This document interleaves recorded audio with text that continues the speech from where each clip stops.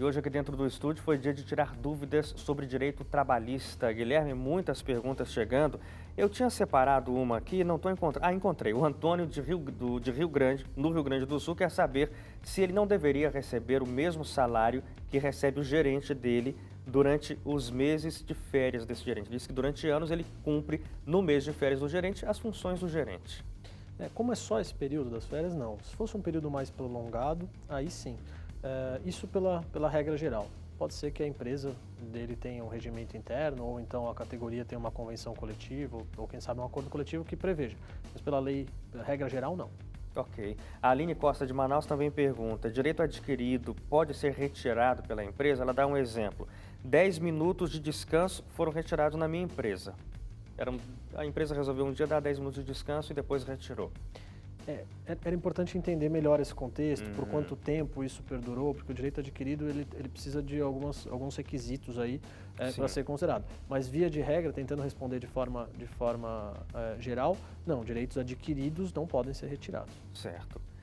O Paulo Rogério diz que trabalhou numa autoescola. Nessa autoescola ele era gerente e também instrutor e fala que não pagaram nem metade do salário dele e ele nunca teve a carteira assinada para nenhum das duas funções. E diz que já tem 3 meses que ele não recebe salários. Como é que fica a situação dele? Bem, se ele sequer é registrado, o primeiro ponto é aquilo que você falou, superada a questão amigável, a gente pensar em buscar os direitos na Justiça do Trabalho para reconhecer o vínculo de emprego.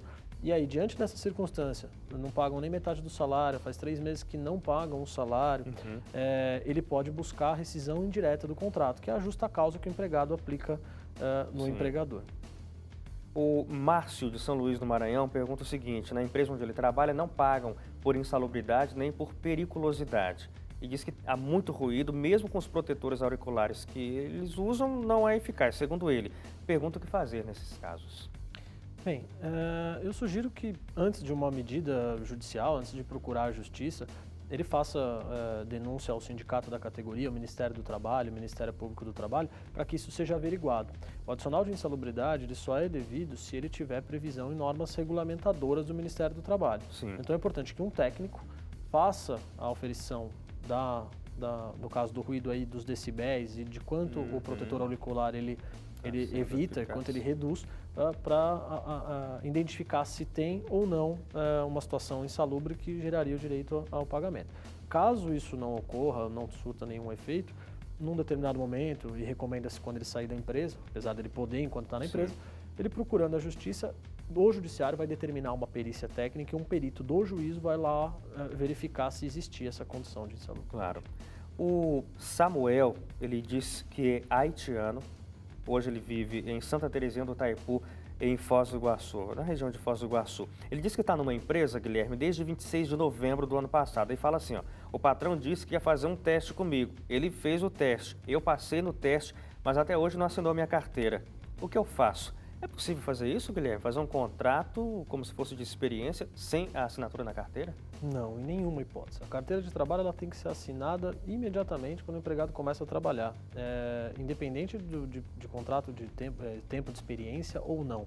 Inclusive a carteira ela tem que ser assinada e devolvida para o empregado em 48 horas e no início do contrato. O contrato de experiência ele é registrado e ele pode ser de até 90 dias e ele pode ter uma prorrogação aí no meio, né? O tempo total pode ser de 90 dias.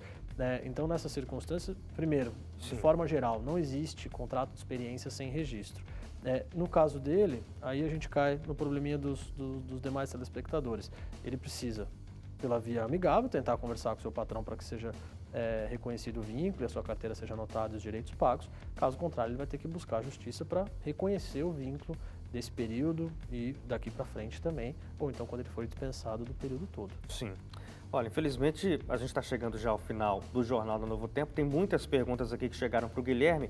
Se você não conseguiu ter a resposta, o Guilherme tem um WhatsApp que ele destina aqui para os telespectadores da Novo Tempo. DDD é 11, número 99959 1089. Está aparecendo aí na tela para você, 99959-1089 com DDD 11. Guilherme, agradeço muito pela sua participação outra vez com a gente.